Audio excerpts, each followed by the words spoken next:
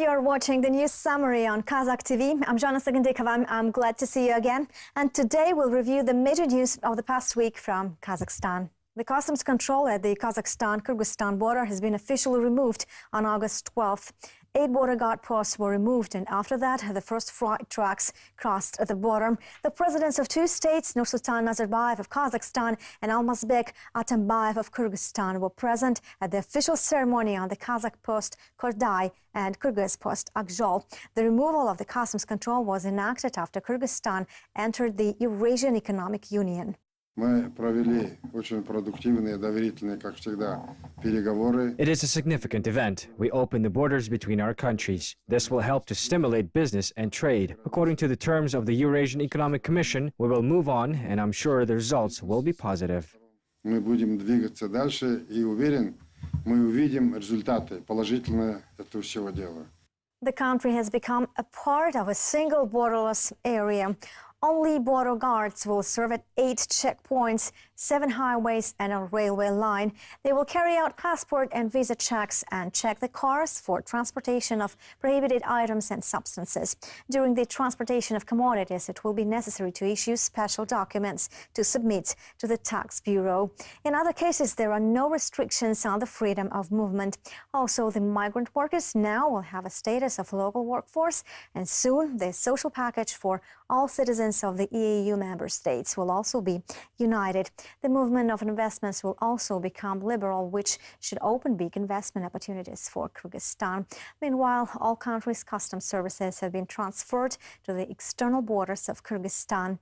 Customs officers have been trained in Russia for handling properly the clearance of the goods delivered into the EU.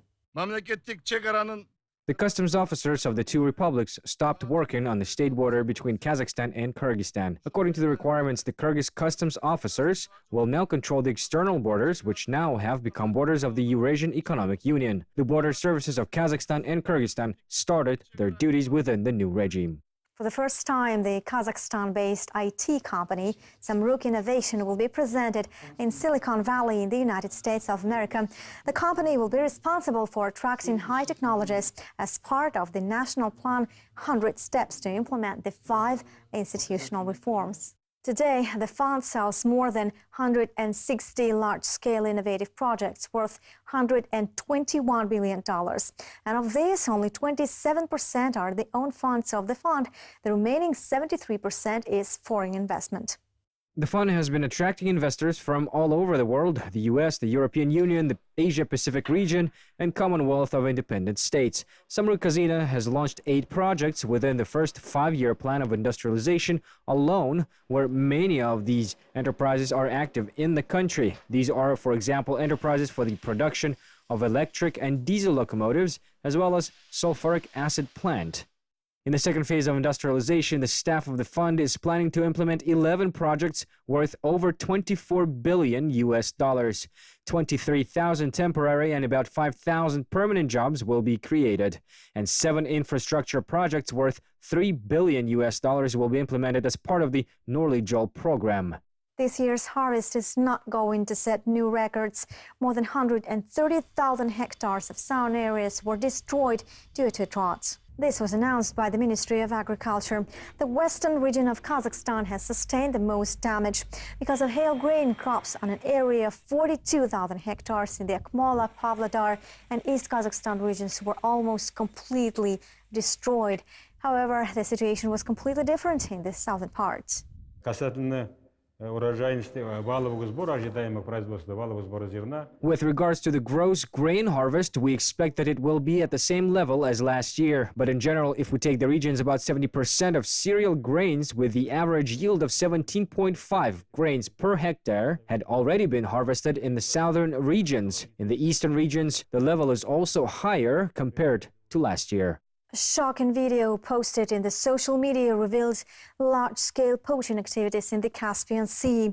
The means of poaching has stretched for numerous kilometers in a reservation area.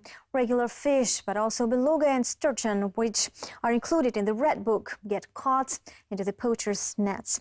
One of our correspondents has more details from the scene. There are hundreds of fishing nets. The length of each is almost half a kilometer. They have been set along the coast of the Caspian Sea. They block the reeds where the fish comes in the summer searching for food. But in areas with no nets, the fish are even in more danger. There are dozens of hoop nets, which the fish can't escape. According to the most conservative estimates, in a day, several dozen tons of zander, carp, chub, roach, bream get caught. The fish inspection that is responsible for this part of the sea was instructed to deal with the poaching publicly. The proper measures will be taken based on the results of the investigation. However, the owners of the nets managed to quickly fetch their gear before the controlling authorities arrived, but left numerous evidence of illegal fishing throughout the area of the Caspian Sea. The patrolling boat is constantly running into floating plastic bottles, which give away the illegally set up nets. We have been already instructed to increase the number of raids into the sea up to 2-3 times per week. The area taken under special control will be expanded. An interdepartmental group established at the prosecutor's office of the region, which includes the representatives of all controlling structures, is hoped to bring order to the sea. A large-scale work on the prevention of corruption continues in the country as part of the 100 Concrete Steps program. A complex competency test for administrative civil servants in Kazakhstan will be held in 2016, as was announced by the head of Department of the Agency for Civil Service Affairs and Anti-Corruption, Ali Komikbayev. According to him, the employees of government agencies will have to prove their knowledge and professional skills. The purpose of the test will not be to fire employees, but to identify potential skills of civil servants for promotion to higher positions. He also noted that now a new draft law on civil service is being drafted, which will not allow team shifts when high officials and top management get moved to other branches or get promoted. According to the draft law, from the next year, chiefs of departments will be able to hire an assistant, an advisor, and a secretary only. Astana is often referred to as the main construction site of Kazakhstan. Since the relocation of the capital city, the housing has increased by 14 million square meters. However, the construction boom takes place in the region as well. In total, over 4 million square meters of housing, or 37,000 apartments, have been commissioned in the country since the start of this year. These numbers by quarter have exceeded the numbers from last year. In 2015, the government allocated 227 billion tenge for the construction sector, which is 6 times more than in 2014. Astana, Almaty, the Kazakh and Akmola regions are leading the construction sector. Today, this industry provides about 7% of country's GDP. The industry employs more than 700,000 people, according to the Ministry of National Economy. More than $500 million has been invested in the sector in the first 5 years of the Accelerated Industrial Innovative Program. Since the beginning of this year, the construction of all facilities in the country has to comply with the European system of technical regulations. All this makes the domestic construction companies constantly work on improving due to the competition. Also, last week, the leaders of the largest construction association of Kazakhstan, Russia and Belarus have signed an agreement on cooperation in the framework of the EAU. As a result, a single base of construction companies of the Union will be created.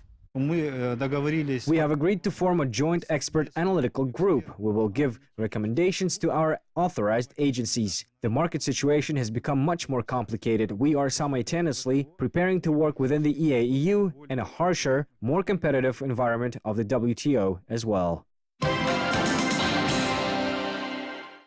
But Tyrgyz Nabergenov knows firsthand about all the difficulties of the profession. Day after day, brick by brick, he helped build the new capital. Since 1991, he has been working in Astana. The capital was shaped right before his eyes, and with his contribution, Nabergenov has been recognized as an honorary builder of Kazakhstan for his merits in agriculture. Now he's working as the head of construction of a residential complex in Astana. He loves his profession, and in spite of the difficulties at work, he finds it very creative. In Astana, all buildings are different. So many different ones, interesting objects, are under construction. Each has its own features. Also, the construction never stops. It is constantly changing as new technologies are applied. I, as a specialist, am happy to see how our capital develops. In fact, I also made my contribution. We must do it. We must try. The most important thing is it all depends on the person. If the person tries, I think that the age shouldn't matter. If a person truly wants to do something for the people, for himself. The construction of the capital continues no matter the weather throughout day and night. All new construction sites of residential complexes, sports and cultural facilities, shopping centers are well underway. Both tourists and the locals say that the capital gets its own special and very unique appearance. It is a very nice city with great architecture. Everything is very clean. Everything is done as it should be, and the people are great. It is a wonderful city, the best of all I've been to and visited. Astana has glorified our Kazakhstan in the world. It combines east, west, south, and north. Now, all the best architects from Dubai or Singapore or the European cities are here in Astana.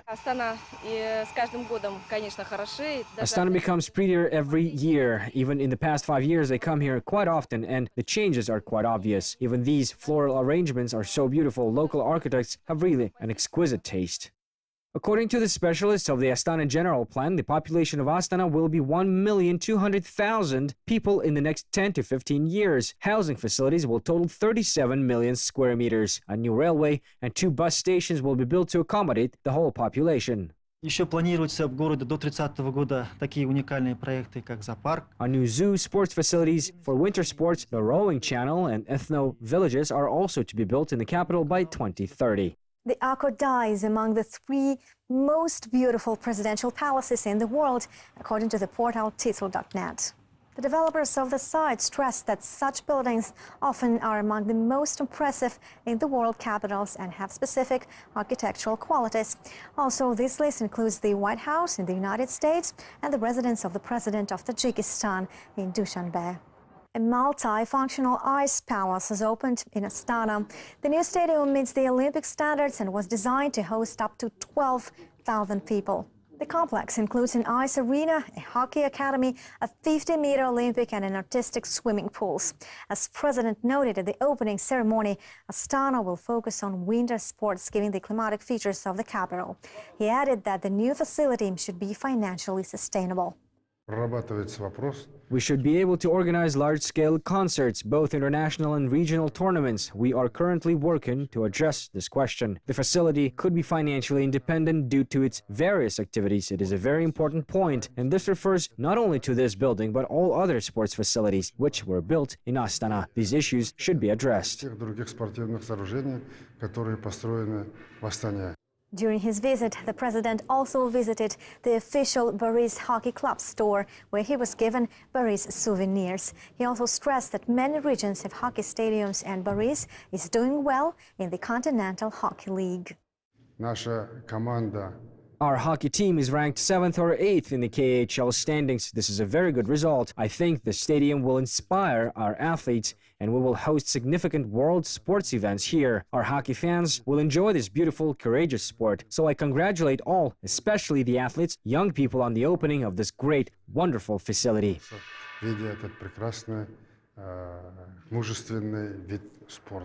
The Cup of the President of Kazakhstan ice hockey tournament was held the following day with the participation of Russian teams and Astana Baris. The organizers of the 29th World Winter Universiade reported on the preparations for the important competitions and also revealed some details of the opening and closing ceremonies. The bright and multi-ethnic Kazakhstan will be represented at the opening ceremony of the Universiade in 2017. Foreign stage directors will be invited to stage the performance, but the ceremonies will include only Kazakh actors and artists. Currently, the Universiade's budget is estimated at about 1.5 billion tenge. The director of the organizing committee, Ilya Urzakov, assured that the upcoming Universiade will be a low-budget event, mostly because many sports facilities had already been constructed for the Asian Games in 2011. An ice arena for 12,000 seats, an athletic village and one more ice rink for 3,000 seats are being currently constructed in Almaty. All facilities are forecasted to be commissioned on time. The Universiade will kick off on January 29th in 2017 and will last for 11 days. The World Student Games are expected to be attended by more than 3,000 athletes from 50 countries. Вся планета всегда смотрит церемонию закрытия и открытия, смотрит новые технологии и так далее. The people in the world always watch the opening and closing ceremonies. People watch the new technologies used in the ceremonies. One of the contests we are planning to run would determine the concept of the opening and the closing ceremonies. We will see what it would look like. It would involve about 4 to 5 foreign agencies and companies. Russian, French, Swiss, and Italian companies will represent their visions and concepts. Kazakh cosmonaut Aydin Aymbetov has passed a pre-flight test. Jointly with his colleagues Sergei Volkov and Andrei Mogensen, he has worked out a course of actions in the emergency conditions, such as, for example, in case of the Soyuz TMA-M system failure. The main crew of the upcoming expedition to ISS has successfully identified the causes of failure and took steps to eliminate the errors. The launch to the ISS is scheduled for September the 2nd from the Baikonur Cosmodrome. On board, the astronauts will conduct a series of scientific experiments. Kazakh cosmonaut Aydin Aymbetov, on his first flight, will take into space the flag of Kazakhstan's Air Force. The interaction of crew members of different nationalities and different countries will be scrutinized carefully. The interaction will be tested first on the ground and then in a space flight. The primary and the backup crews of the Soyuz TMA-18M spacecraft have been approved to be launched to the ISS on September the 2nd.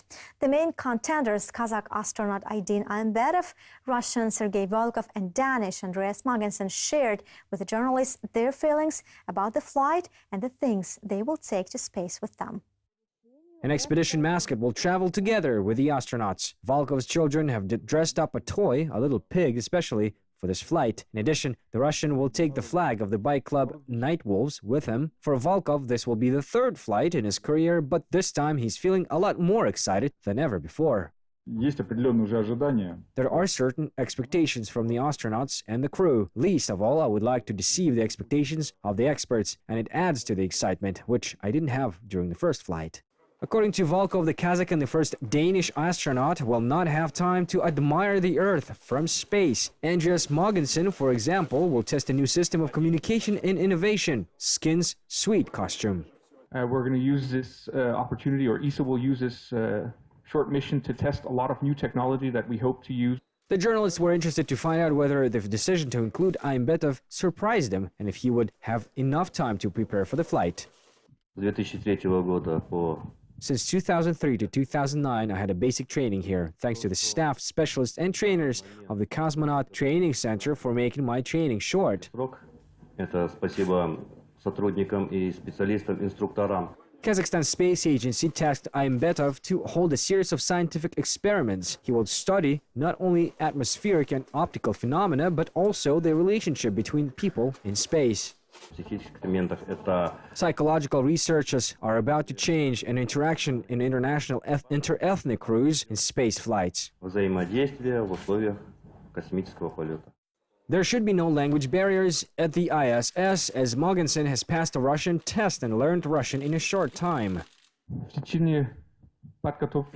The most difficult task for me was to learn Russian during the training, but it is very important for us because all communication during the launch and landing will be in Russian. Members of the forthcoming expedition will travel to Baikonur already in the coming days. Extreme tourism gains popularity on the Caspian Sea. Every year, thousands of people arrive in the Mangostau region to try kite surfing, flyboarding, and jet ski riding.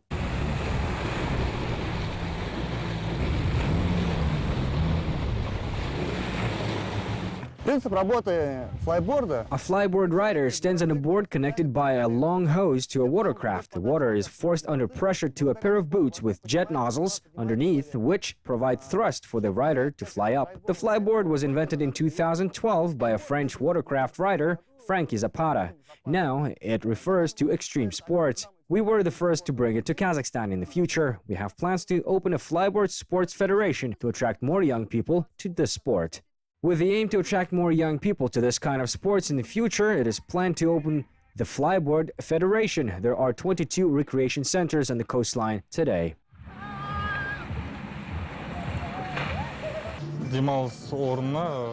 The water park can host up to 200 people. It covers an area of 5 hectares. In the future, we plan to expand it, build another large swimming pool, and make it indoor to ensure access to the facility all year round. We also have several extreme water rides. Austrian Johan Engst has arrived to Kazakhstan for the first time. His family was eager to look at the beautiful nature and the tourist infrastructure of the Caspian. And our first time in this wonderful beach resort, Tree of Life, and I'm here with my family and I enjoy this place a lot. So there's a nice beach. Salinity of the Caspian Sea is about 3 times less than the level of salinity of an ocean. The 30-meter diving is well developed at the sea. 178,000 people vacationed on the Caspian Sea last year, and over 100,000 had already visited the resorts since May this year. Archaeologists have found the remains of a female warrior in the South Kazakhstan region. Experts estimate that she was a representative of a mysterious and not widely known state Kangui and lived in the period between the 2nd century before Christ and 4th century Anno Domini. Archaeologists are examining every inch and handle the fragile 2,300-year-old artifacts with extreme care. Archaeologists are examining every inch and handle the fragile 2,300-year-old artifacts with extreme care. If it were a male, then the forehead would be located higher. I can see it well, then it is round. The place where male eyes are located have usually more of a square shape, but in our case it is more round, which means it was a woman. 2 types of iron arrowheads, M-shaped element's bow, a dagger and a small knife were found next to her right hand. Also, a huge sword and a lot of bones were found on the left side. The experts are still trying to figure out what some of the items were used for. It is an extraordinary phenomenon when a woman is in full armor. Only the Sarmatian tribes could have someone like that. This means only one thing, that the boundaries of the world, we call them the Sarmatian world, stretched far enough to the east, while in the South Kazakhstan region we found such a unique historical phenomenon. Now the warrior will be sent to the Central State Museum of Kazakhstan. Other findings will be also taken to a special examination. This archaeological season, there is a surprising number of such findings. The scientists have discovered another mound, a family crypt, with a buried woman and a child. The burial has not been looted. There are still remains of unusually shaped incense burner, silver earrings, rings, and jars. These were the main news for the past week on Kazakh TV. You're watching the news summary from Kazakhstan, my home country. I'm Jana Sagandikova. I'll see you in 7 days. Have a good and productive week. Goodbye.